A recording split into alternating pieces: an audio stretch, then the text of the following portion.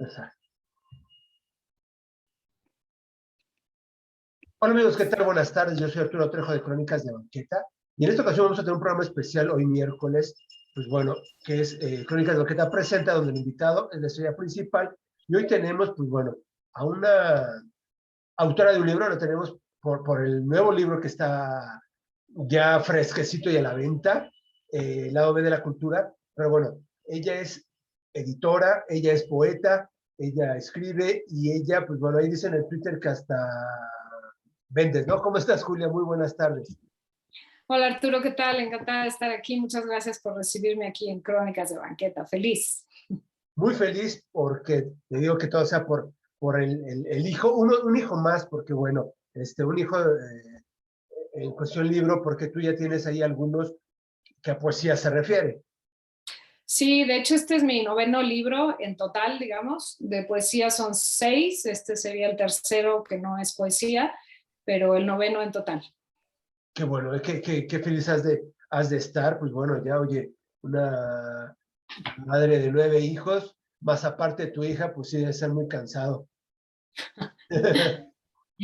Imagínate que fueran hijos todos de carne y hueso. Bueno, qué No, no, impresión. no.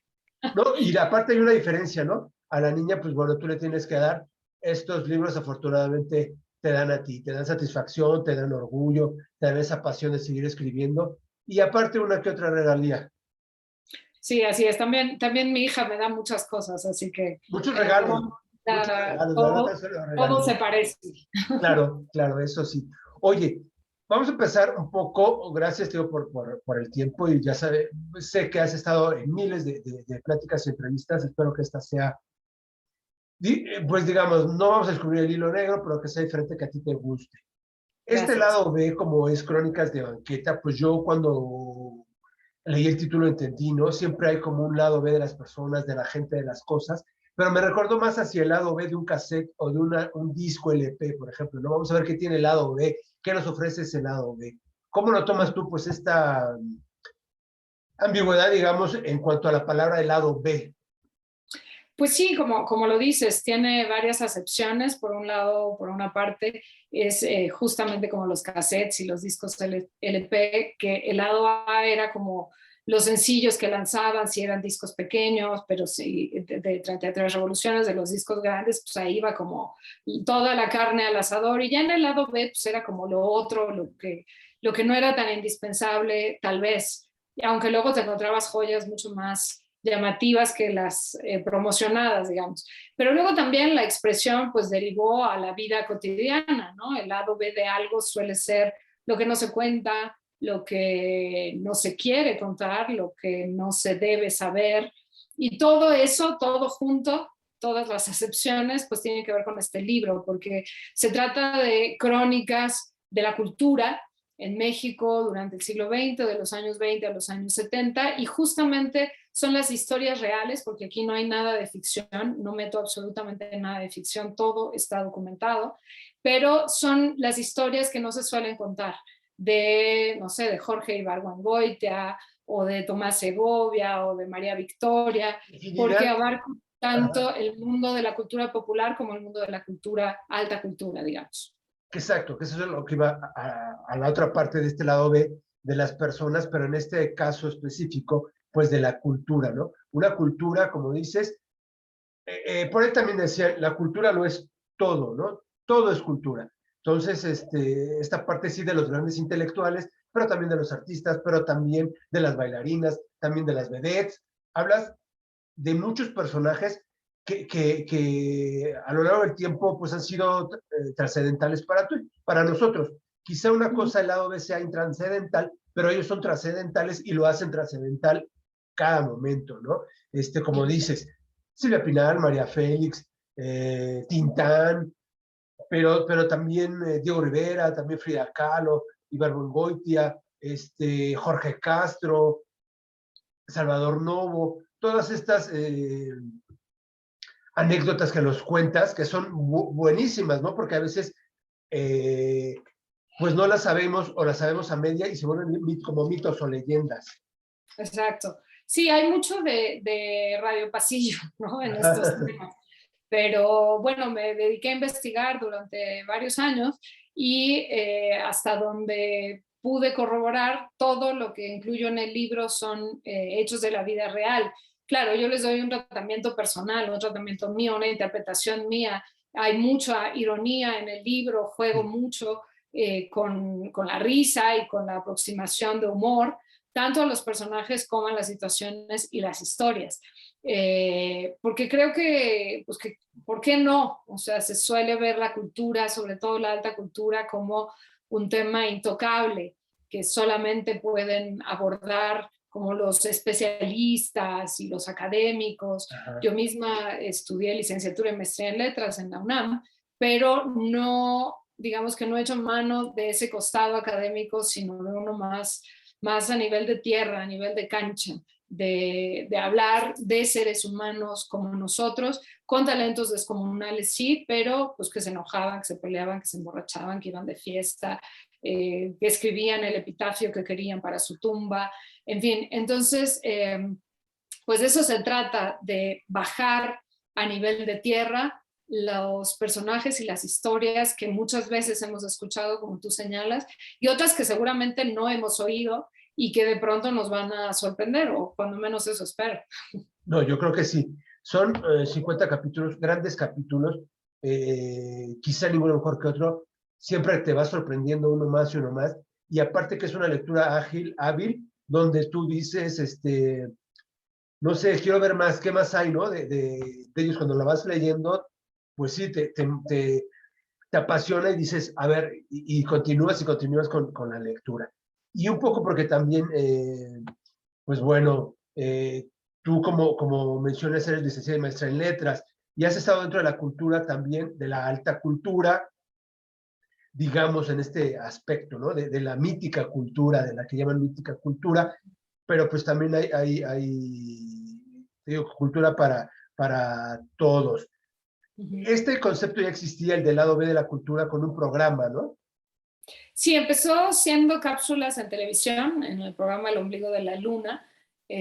Durante más de un año, cada semana yo abordaba alguno de estos temas o digo, todos estos en el libro se centran, como digo, en el siglo XX, Ajá. pero en el programa de televisión pues también hablaba de la cotidianidad del momento, también de la cultura y también vista desde este lugar, digamos, no precisamente el más socorrido o el más utilizado, sino eso, desde un poco jugar y también ironizar. Entonces sí, empezó siendo cápsulas de televisión que yo conducía y luego pues dije, me parece que esto puede ser un libro y que puede ser un libro propositivo, interesante, fresco, entonces se convirtió en un libro. Sí, así Claro, empezó, digamos, la génesis de esto.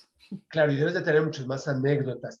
Y luego, aparte, porque te vemos como en el lado de la poesía, tú como poeta, escribiendo y dirigiendo el Cultural de la Razón, ¿no? Que también, digamos, como que es un aspecto serio, más no tocar esos temas que, como dices, es radio pasillo, pero a veces decimos, pues bueno, son temas que a nosotros no nos interesa saber del autor, pero que ahora estamos viendo que sí nos interesa porque como que nos apasiona, siempre nos da ese morbo, el cosquilleo de saber cómo son ellos en realidad, como humanos, como dices, como tú o como yo.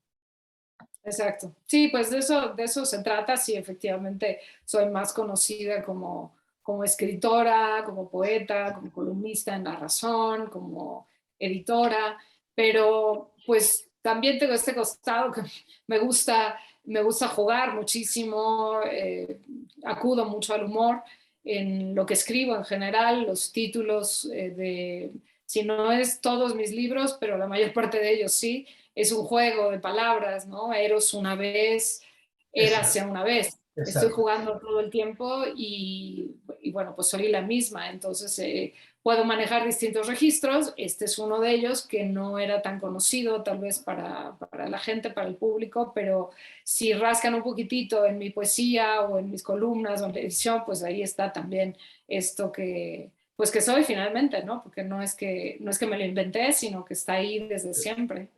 Exacto, que esperemos para el segundo libro entonces saques algo de ti, algún chismecito de ti. Pero también como podemos saber, por ejemplo, si veíamos al gran Salvador Novo, muy, muy pues que era vanidoso, le gustaba, él también sarcástico, irónico, ¿no? Y tú a veces lo anotas aquí. ¿Quién iba a pensar que también estuvo en una agencia de publicidad y que podía haber hecho mil cosas, como por ejemplo la frase del Fab, ¿no? Juega, limpia, Sí. exprime, algo así, sin saber, pues que era poeta y que era un cronista de la ciudad.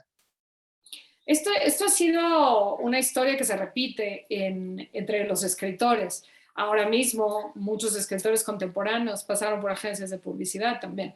Y claro, a mí me resulta muy divertido saber que Salvador Novo, como dices, escribió el eslogan de Fab, de los Ajá. detergentes o del detergente. Claro, estamos hablando de un momento donde aparecen las lavadoras y entonces pues hay que comunicarle a la ama de casa, que era el principal objetivo de las lavadoras, que le va a ahorrar muchísimo trabajo. Entonces era remoje, exprima y tienda. Y bueno, Exacto. eso lo escribió Salvador Novo. Uno no lo podría creer, ¿no? Un versificador y un rimador tan notable como Salvador Novo, bueno, pues también hacía eslogans, lo mismo que Javier Villaurrutia, lo mismo que muchísimos de los escritores que conocemos, Fernando del Paso, por ejemplo, María Luisa Lachina Mendoza, y Sí, sí, luego sí. Leonora Carrington también pasó por ahí. En fin, hay como todas estas perlas de la vida cotidiana de los creadores que pues de repente creo que nos ayudan a verlos desde una posición más horizontal, no tener que alzar la mirada y casi ponernos de rodillas porque son los grandes nombres de la cultura, sino pues saber que también tuvieron vidas cotidianas, se divorciaron, se pelearon, fueron infieles, Exacto. se fueron de fiesta, lo que sea. Entonces, pues un poco esa es la idea. El capítulo de los publicistas es quizá de los más conocidos para quienes nos Sí. interesa la cultura, porque el caso del propio Fernando del Paso, pues es bastante conocido. En Palinuro de México, su novela, incluye pues estampas de este mundo de la publicidad, Y por quiero ejemplo. pensar que estaban los tomatitos, ¿no? Muy, muy. Pues fíjate que ese, lo digo en el libro, se le Ajá, atribuyó durante largo tiempo, estaban los tomatitos muy contentitos cuando ajá. llegó Verdú a hacer los jugos. Fernando del Paso varias veces dijo que ese, en particular, ese eslogan no era suyo, Ah, pero en su novela, en Palinuro, sí mete, lo que pasa es que la marca ya no nos es familiar porque desapareció, pero una especie de velcro de esta, como, lo voy a decir muy mal, pero especie de tela que se pega con otra, uno con otro. que se llamaba Crolan. Y entonces le pidieron hacer, él era copy, y entonces le pidieron hacer el eslogan de Crolan, y entonces se inventó una ranita que va diciendo Crolan. Y Ah, esto aparece tal cual en Palinuro de México. Lo de los tomatitos, él dijo muchas veces que no era suya, pero pues qué bueno.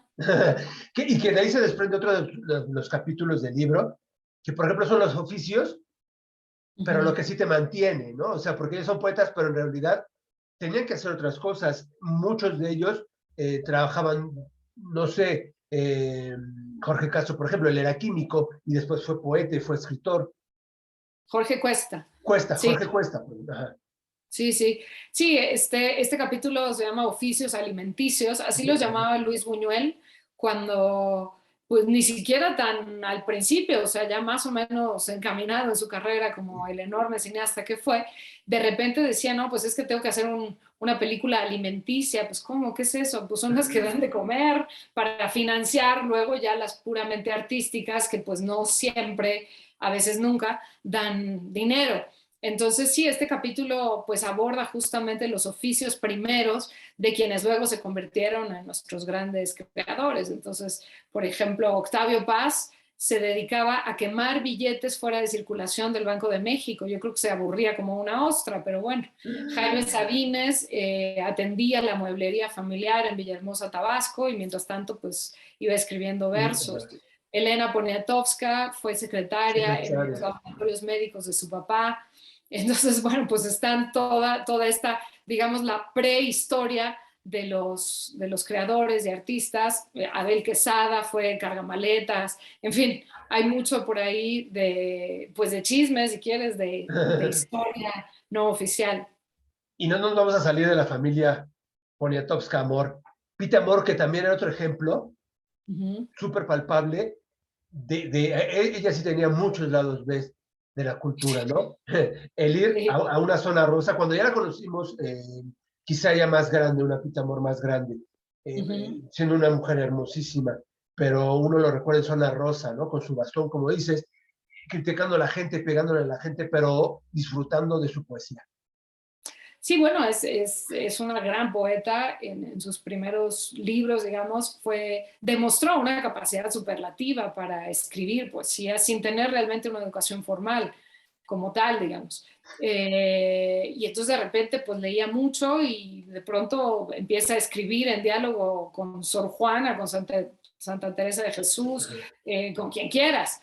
Y luego tiene un episodio muy doloroso para ella, tiene un hijo con un hombre que está casado, en fin, no es una relación que se sostiene, y ella pues piensa, y creo que piensa bien, es decir, creo que tenía razón, que no va a poder educar al niño, es decir, que no está en condiciones emocionales, económicas, profesionales, lo que sea, de cuidar al niño. Entonces, su hermana cuida al bebé. Y cuando el niño tiene 2 años, se ahoga, muere ahogado en un pequeño estanque, y entonces a Pita se le viene el mundo encima porque pues se siente tremendamente culpable, en fin, y a partir de ahí hay como un parteaguas en la vida de Pita Amor. Todavía vive varias décadas, pero ya no vuelve a escribir con la misma potencia, de pronto logra algún verso notable, pero en general como que se desafinó toda por dentro, y entonces sí, sus últimos años la pasaba con un bastón pegándole a todo el mundo por la zona rosa y insultando, inventando madres, porque este es un país de criadas y usted Sí, no me dirija la palabra, que no sabe quién soy yo. Pues bastante grosera, altiva, en fin, pero bueno, pues un personaje muy singular y autora de estos versos: soy vanidosa, déspota, blasfema, soberbia, altiva, ingrata, desdeñosa, pero conservo aún la tez de rosa. Esa esa, era Pita Amor. esa era Pita Amor con esa voz extraordinaria. Y no nos Ujú. vamos a alejar de la zona rosa. Vicente Leñero le da ese nombre y lo mencionas en el libro. Muy Ujú. fresa para ser roja y muy eh, atrevida para ser blanca, ¿no? Y nace Sí, esta zona rosa. sí. Que fue lugar de encuentro de buena parte del mundo cultural Mm. durante el siglo XX. Se reunían en sus cafés, en sus restaurantes, a tomar una copa, en fin, roló por ahí todo el mundo. Por ejemplo, el papá de Margot Glantz tenía una cafetería, y entonces ahí se reunía todo el mundo, y luego bueno, pues está la obra esta que hizo José Luis Cuevas. Es decir, la zona rosa era uno de los puntos focales donde coincidía tanto la alta cultura como la cultura popular, y pues se daban ahí la mano y también el salud, y salían arrastrándose casi a gatas. También fue un punto muy, muy importante, que ahora ya la zona rosa está más que venida menos, ya no, digamos, ya no es un epicentro cultural, pero sí que lo fue. Sí, exacto, sí, exacto. Y entre ellos también parece que estaba muy adentro de la zona rosa Monsiváis, ¿no? La defendía y hablaba mucho de ella. Sí, Monsiváis era asiduo de la zona rosa, pero en realidad era más asiduo de sí mismo. Y de Es sus decir, gatos, que también lo no, mencionas. exacto, sí, Monsiváis pues era un personaje que en fin, se construyó un poco, no es que se parezcan, pero sí en la construcción de un personaje, así como María Félix, dice Octavio Paz, que nació 2 veces. Una Sí, vez la dio a luz su mamá y otra vez ella se creó a sí misma. Bueno, creo que Monsiváis un poco va en la misma línea, ¿no? Este personaje ubicuo al mismo tiempo estaba en 3 lugares, o se suponía que estaba en 3 lugares distintos. Uno veía, ¿no?, en el periódico, cuando todavía se consultaba el periódico para ver lo que iba a ocurrir en el día, y exacto. entonces iba a estar en la UNAM presentando un libro, y iba a estar en el centro haciendo no sé qué, y en la zona rosa haciendo no sé cuánto. Y decía, pero si es a la misma hora y son 3 lugares completamente distintos. Bueno, pues a última hora decidía a cuál quería ir, a los otros 2 mandaba un texto que alguien más leía, y bueno, pues se dio esta fama de ubicuo, digamos, de Mr. Memory, que lo llamaba también Leñero, porque tenía una memoria absolutamente Sí, prodigiosa, y siempre con humor, siempre sarcástico, siempre ácido. y sin embargo con un pleito importante con Jorge Ibargüengoitia, cosa muy rara porque ambos eran tremendos escritores, ambos cronistas, ambos cultivadores de la ironía, y sin embargo pues tuvieron ahí una diferencia que pues nunca lograron subsanar. Pero bueno, pues de este tipo de historias está hecha la cultura también. Exacto. Y como ellos también, otros dos personajes. Y volvemos a Salvador Novo con Luz Espota, que también tuvieron un pleito hasta para poderle dedicar unas cuantas líneas Novo a Luz Espota. Sí, bueno, Salvador Novo fue de los primeros personajes, digamos, modernos en México que abiertamente se asumió homosexual, y esto llevó al juicio de muchos, entre ellos Diego Rivera.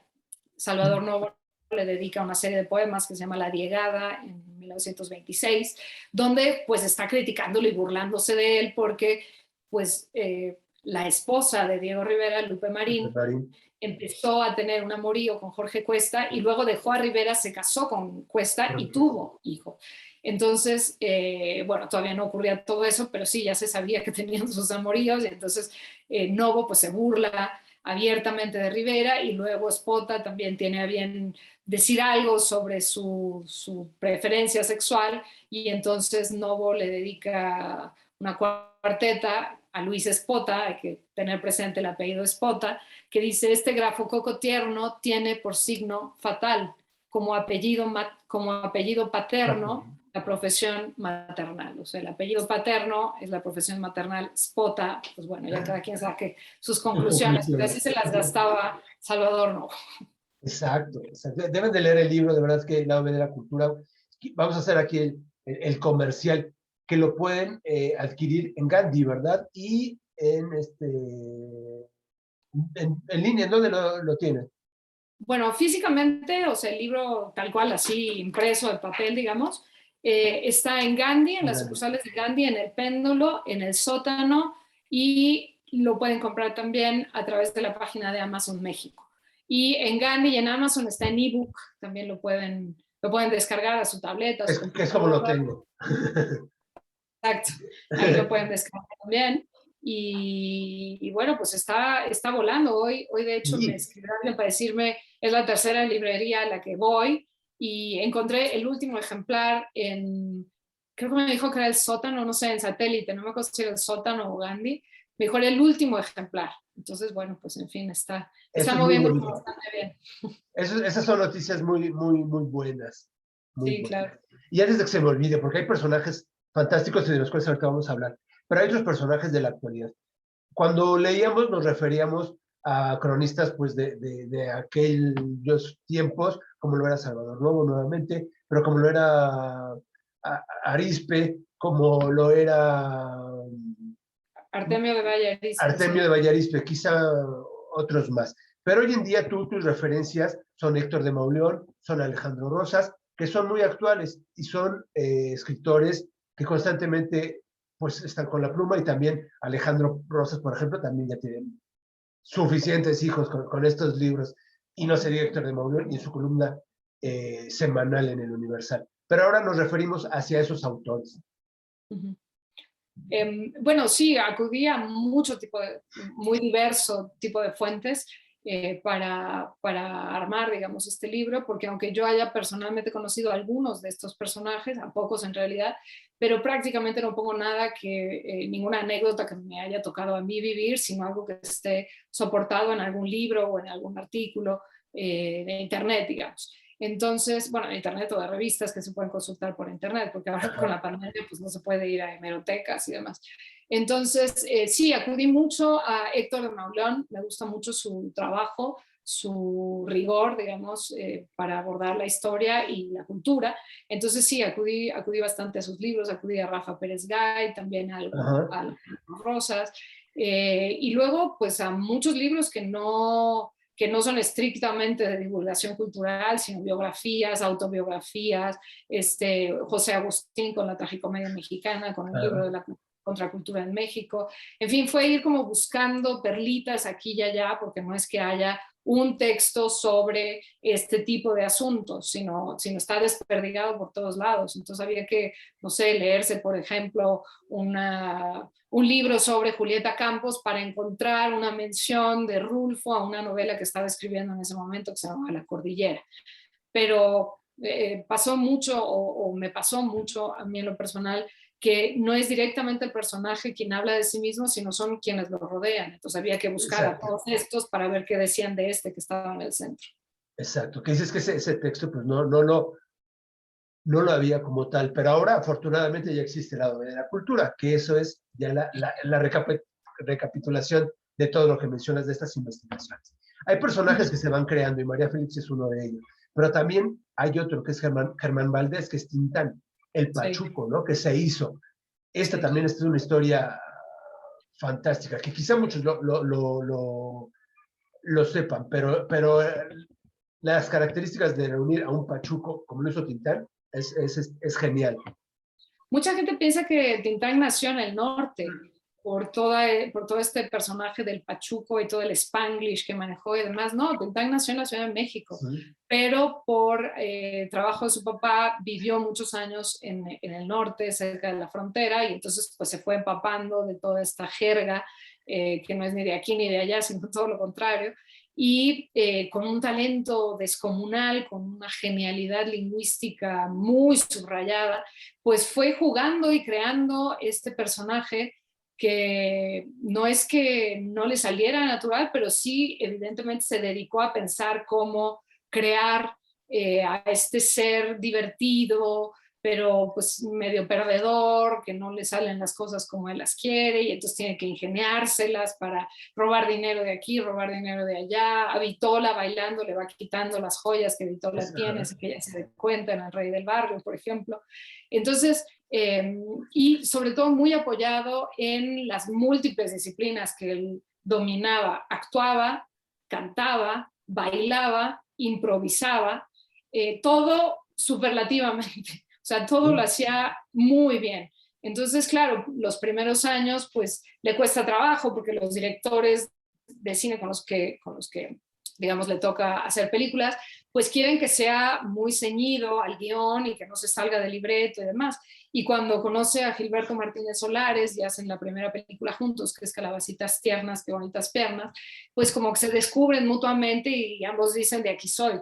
Y de ahí vienen, no sé, 30 películas en las que ya se despliega toda la genialidad de Tintán, donde va improvisando sobre la marcha, tanto diálogos como canciones, como bailes, como en fin. Entonces sí, Tintán es un personaje que a mí en lo personal me resulta muy entrañable, me divierte muchísimo, lo encuentro absolutamente gozoso en su no triunfo, en los personajes de sus películas casi nunca le va bien, si está en la cárcel le sale mal, tiene que robar, es la chava que le gusta, no lo pela, pero siempre como tan gozoso, tan divertidamente abordados estos temas que son la antítesis del cine mexicano trágico, donde Sara García llora y se azota porque los hijos se van, por ejemplo, ¿no?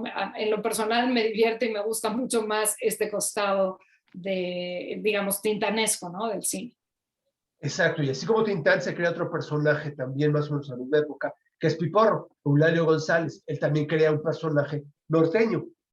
Sí, él sí es del norte Ajá. y más o menos en los mismos años, pues inventa también un personaje, Eulalio González, y se inventa el personaje del Piporro, que es así, todo buenote, todo honesto, ¿no? En la nave de los monstruos, tanto Ana Berta Lepe como Lorena Velázquez, que son sus, digamos, coestrellas, quieren con él, como que a ellas les gusta él, pero él se decide por Ana Berta Lepe y entonces nunca pela a la otra, siempre es como muy honesto, muy bien portado, muy ingenioso y divertido, que también baila, que también canta, que también improvisa, que también juega muchísimo con el lenguaje. Estamos en unos años muy formativos de México. Estamos en los mismos años de Cricri, por ejemplo, de Gabriel Vargas, años en los que se va como cohesionando la identidad mexicana ya de la modernidad, digamos, post-revolucionaria.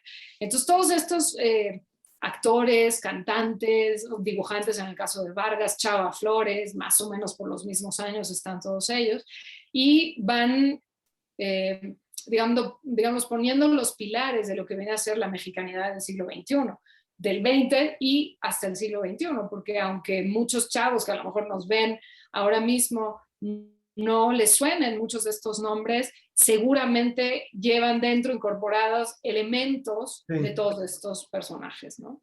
Sí, Estoy pensando en el loguero Wherever Tomorrow, que no sé si sea consciente o no, pero está jugando con el lenguaje como jugaba Tintán, absolutamente. Tú me pusheas al suicidio, la Jaina era una chava, en vez de decirle honey, en inglés era la Jaina. Entonces, Wherever Tomorrow, no sé si es consciente o no, pero sin duda alguna está también bebiendo de la tradición que inicia Tintán y Piporro. Exacto, y se me viene, por ejemplo, Tintán decía guacheando, ¿no? Como que estar observando, estar viendo. Y ahora no me también, forguetes, no me olvides, no me forguetes. O sea, todo el tiempo está combinando palabras de inglés a español y de español a inglés, lo mismo que hace Piporro también. En una de sus canciones dice, no, pues es que yo no hablo inglés porque los que viven allá no me entienden, entonces pues yo ya no sé ni qué hablo. Digo, lo estoy diciendo muy mal, él lo dice con mucha gracia. Pero pues sí, el mexicano bracero que se va y que quiere creer que habla inglés porque domina 3 palabras, y dentro de todo, dentro de la situación trágica de los braceros desde entonces y hasta hoy, pero pues es darle este otro costado también gozoso y también, digamos, no trágico, divertido. exacto. Pero vámonos más hacia la mexicanidad y esta palabra que según José Emilio Pacheco la nota como la más mexicana, que es la de pinche. Para todo lo utilizamos, y es verdad, y como estas, pues hay muchas más palabras. Sí, bueno, ese capítulo yo empiezo hablando de esta enorme novela del complot mongol, cuyo personaje, cuyo protagonista, Filiberto García, toda la novela se la pasa pincheando todo. Pinches, pinches chinos, pinche policía, pinche día, pinche clima, lo que sea. Y la última frase con la que cierra la novela es pinche soledad. Y es quizá una de las primerísimas, o si no es que la primera novela, digamos, novela negra mexicana ya con carta de naturalidad en México. Y sí, porque pinche es una palabra que usamos para todo. Y ya en los 2000 le preguntaron, José Emilio Pacheco muere en 2014, no me acuerdo, 2008, 2009, 2010, por ahí. Le preguntan a él y a varios otros creadores de América Latina y de Hispanoamérica más bien, que cuál es, según ellos, la palabra más representativa de su país. Cada uno responde y Pacheco dice pinche, porque puede ser cualquier cosa, puede ser el universo, puede ser el amor, puede ser el zapato, puede tener aumentativos, es pinchérrimo, puede tener atenuantes, bueno, no está tan pinche. En fin, entonces copio ahí, transcribo un fragmento de lo que escribió José Emilio Pacheco sobre el pinche y luego pues me voy a buscarlo también mencionado por varios personajes de la cultura y coincido totalmente, creo que sí es una palabra muy netamente nuestra. Exacto. Y ahí, por ejemplo, José Emilio Pacheco, también en otro de los capítulos que mencionas, bueno, tú dices que Cuarón no puso de moda la Roma, por supuesto. José Emilio Pacheco en su novela, ahí explicaba cómo era la Roma, ¿no? En este libro que él pues, En las escribió. batallas en el Las desierto. batallas en el desierto. Tanto Carlos como Jim, los protagonistas, viven en la colonia Roma. Es una Roma de medio pelo, pues en los cuenta no es una demasiado lustrosa, sino más o menos de medio pelo, ¿no? Claro, claro. Y de verdad, también es bonito porque la película que se realiza, ahí puedes observar muchos de los edificios, las calles que todavía aún existen en algunos momentos, estas partes de la colonia Roma. Sí, es una colonia que nace con el siglo XX y que pasa por muchas etapas, muchos momentos, pero en la que circulan era particular muchos artistas, desde Leonora Carrington Velarde, ahí se reúnen en el Café de Nadie los estridentistas, Manuel, se me fue el nombre, Manuel El estridentista. Bueno, los estridentistas, López Arce, se reúnen en el Café de Nadie de la colonia Roma y, en fin, se encuentran. No solo López Velarde, sino dos de sus musas, y Margarita Quijano, también viven en la Roma, Naui Olin vive en la Roma, Tina Modotti, Sí. en fin, muchísimo vive natural, llamarlo. Cuarón no puso de moda la Roma estaba de moda desde mucho antes, ¿no? Claro, y nos van a faltar muchísimas cosas, porque de verdad que son 50 capítulos, pero algunos nos van a fallar. Yo quisiera también un poco platicar acerca de, dices, en el bote Lecumberri's Nice, porque por lo regular todo el mundo pasó ahí algún tiempecito en Lecumberri, ¿no? Y pues es muy sabido, por ejemplo, mencionas a Juan Gabriel, pero también a David Alfaro Siqueiros. Otro también, por ejemplo, ¿por qué el nombre de David Alfaro? Lean el libro, de verdad es que nos va a faltar muchísimo textario. Pues mejor que lo lean. Aquí tan solo les damos esa Él iniciativa. no se llamaba David, ese nombre se lo puso una suerte de nombre artístico. Y bueno, lean el libro para saber por qué se llamaba así, por qué se hizo llamar así. Exacto. Y un poco de quienes estuvieron en Lecumberri, que era aquella cárcel famosa. Así es, muchos pasaron por ahí, muchos, se quedaron largo tiempo algunos, otros pasaron más pronto, otros lo visitaron varias veces, pero sí, buena parte de la fauna intelectual mexicana pasó por Lecumberri en el siglo XX. Claro. Y otras anécdotas del tipo, por ejemplo, Burroughs con esta gran anécdota que hacía el tipo Bell, ¿no? Disparándole a la mujer como si se pusiera la manzana arriba, pero pues falló y le dio a ella, murió, estuvo en Lecumberri, pero hizo muchísimas cosas él también. Sí, bueno, fue un novelista beat, del movimiento beat importante, pero antes de que hiciera, digamos, carrera como escritor, pues se vino a México huyendo un justicia muy amigado con las drogas y tenía pues este showcito, digamos, que aparentemente sí lo tenían muy montado, John Vollmer, su esposa y él, de que ella se ponía una manzana en la cabeza y él le disparaba y rompía la manzana. Pero en una fiestecita de estas que hacían los Beats, donde corrían todo tipo de sustancias psicotrópicas y etílicas y demás, pues ya cruzadísimo seguramente con todo, de pronto Burroughs le dice a John Vollmer, a ver, vamos a hacer nuestro show, ándale, ponte ahí, no hay una manzana, bueno, ponte el vaso de whisky o lo que fuera, el vaso de alcohol. Pero pues como estaba cruzado, borracho, en fin, quién sabe cuánta cosa, pues falla y le da exactamente en la frente, entre las cejas, y en ese instante Joan Vollmer muere, lo cual es una tragedia absoluta. Pero pues ahí está la historia, digo, no se está inventando ni un punto, y lo pongo como dentro del contexto de lo que ocurrió con los Beats en México, de lo mucho que hicieron, de lo que escribieron, de lo que les inspiró México, sobre México.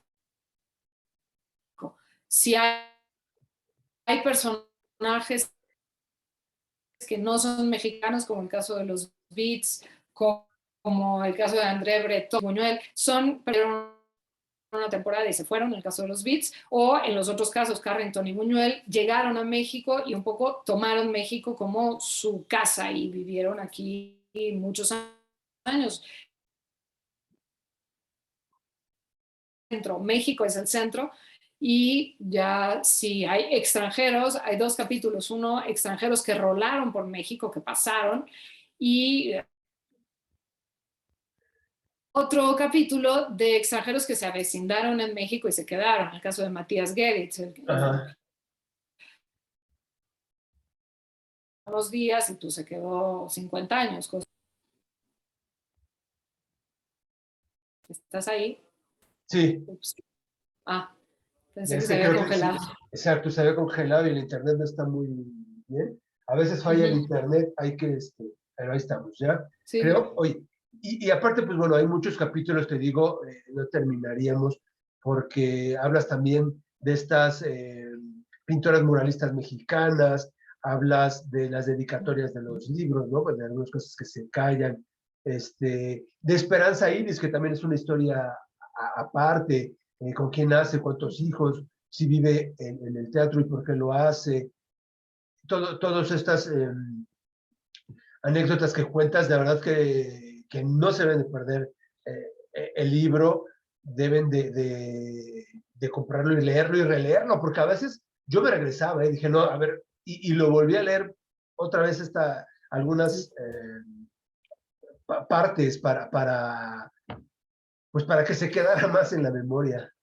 Bueno, es que son muchísimos datos, fechas, nombres, circunstancias. Yo ahorita misma, viéndolo yo escrito y conociendo muy bien el movimiento estudiantista, se me fue Manuel Maples Arce, el escritor Exacto. estudiantista. Sí, es muchísima información, fueron años de investigación. Entonces, pues sí, de una pasada se te quedan algunas cosas, pero muchas otras hay que releerlo para que realmente las asimiles, ¿no? Exacto. Y de eso se trata un poquito la plática, ¿no? No darles el resumen, sino invitarlos a que la lean. Ya mucha gente, ojalá que se vuelva, que se acaben todas las librerías, no tan solo en estas de satélite, sino en todas Sí, las librerías que se te acabe, que vuelvan a reimprimir y que vuelvan a pedirlo. sí, así es, eso quiero. Y ya después, pues bueno, seguiremos hablando de cualquier otro. Y de verdad, pues muchísimas gracias, Julia, por este tiempo que nos diste. Pues no queda más que leerlos, que nos digan qué les pareció y invitar a seguir leyendo a la demás gente. Eso Así es es, lo pues no, importante. gracias a ti, pues este es el librito del que estamos hablando, El lado B de la cultura, tiene un subtítulo que reza Codazos, descaro y adulterios en el México del siglo XX, la portada preciosísima la hizo Sí, Beth, sí, sí, sí. con varios de los personajes mencionados pues en sus páginas, obviamente es un fragmento porque son muchísimos más, Sí. pero pues sí, ojalá se den un tiempo para hincarle el diente en ebook o en libro impreso. Creo que se pueden divertir y también aprender sobre estos personajes que un poco nos dan el rostro que tenemos hoy los mexicanos del siglo XXI. Claro, Gracias. sí, por supuesto, se van a divertir y es un placer leerlo, como lo es tan solo la lectura misma, ¿no? Es un placer, es un gozo, pero con ese tipo de lecturas, pues yo creo que mucho más. Oye, una pregunta, Julia, ¿a ti te hubiera gustado estar en algún momento con ellos y verlo, ¿no? Porque a mí, por ejemplo, yo soy como que me hubiera gustado estar, por ejemplo, en alguna tertulia en la Casa Azul o en la Casa Estudio con ellos, estando con Tina Modotti, que nos faltó hablar de Tina Modotti, pero bueno, lo mencionaste, con Diego, no sé, igual con López Velarde, con alguien estando ahí para ver cómo era su vida ahí más de cerca.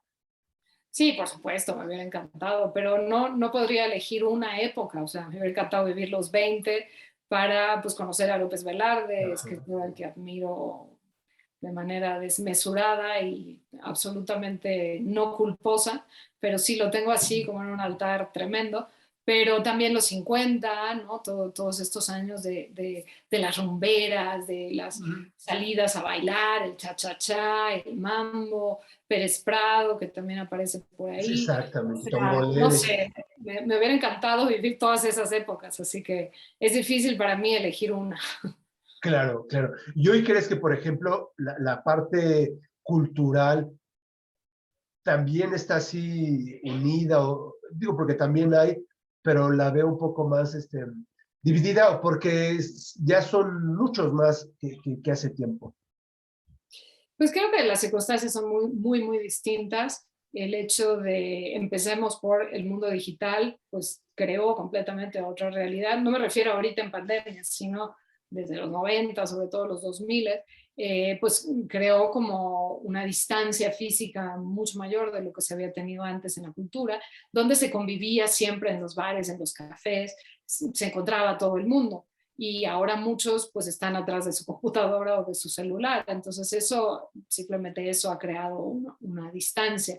Y luego no estoy diciendo que fuera bueno, pero era un hecho que la Ciudad de México concentraba la mayor parte de la vitalidad artística e intelectual del país. No estoy diciendo que fuera lo correcto o que qué bueno o que volvamos allá, no, pero lo cierto es que con estar en la Ciudad de México y caer a la zona rosa, pues ya era bastante probable que te encontraras con gente del medio. Y luego la descentralización, que creo que es positiva, pues ha hecho que muchos creadores hoy estén en sus lugares de origen, en Guadalajara, en Guanajuato, en Monterrey, en fin. Entonces ya no es tan fácil que se encuentren unos con otros. Por ejemplo, la FIL Guadalajara, la Feria Internacional del Libro de Guadalajara, yo digo siempre que es como mi Disneylandia particular, porque ahí sí, vas caminando y te encuentras a todo el mundo, amigos y no amigos, gente que admiras, escritores de otros países, en fin. Pero bueno, la distancia física, las redes sociales y el mundo digital nos han separado. Y luego también pues el propio incremento de la población de la ciudad, pues ya no es tan fácil encontrarte a nadie, ya no te desplazas con tanta facilidad, porque la ciudad ha crecido tanto, el país ha crecido, la globalización, en fin, hay factores, muchísimos factores que hacen que la convivencia en el mundo cultural sea muy diferente. Creo que también se ha atomizado. Los escritores convivimos con otros escritores, a quererlo o no, pero en encuentros, en ferias, pero tenemos poco contacto en general con artistas plásticos o con actores o con músicos, como que cada quien está en su esfera un poco. En fin, creo que estamos completamente en otro lugar. No sé si mejor o peor, pero no me toca juzgarlo porque estoy aquí metida. Entonces puedo ver con una cierta imparcialidad lo ocurrido en el siglo XX, de los 20 a los 70, como hago en mi libro, porque tengo varias décadas que me distancian y me permiten ver con un poco de objetividad, pero no puedo tener ninguna objetividad hacia el mundo en el que yo me muevo, pues porque estoy ahí dentro, entonces no puedo ser juez y parte. Exacto, exacto. Los demás dirán y juzgarán, como dicen. Y como dice por ahí la frase. Oye, pues muchísimas gracias, Julia, de verdad, es un excelente libro. Me encantó, yo lo disfruté, lo leí de verdad muy, muy emocionado y muy entusiasmado para poderle seguir dando vueltas y encontrarme más cosas. Al Esperamos contrario, seguir.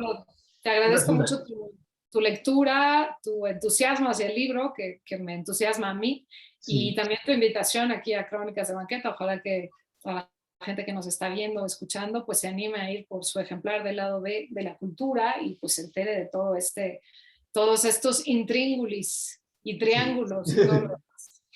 Claro que sí. Muchísimas gracias. Yo le agradezco a toda la gente que nos estuvo viendo y oyendo. Crónicas de Banqueta presenta. Y pues bueno, este fue un programa especial con Julia Santibáñez, el lado B de la cultura, y nos vemos la próxima. Gracias, Julia. Hasta luego. Gracias a ti. Adiós.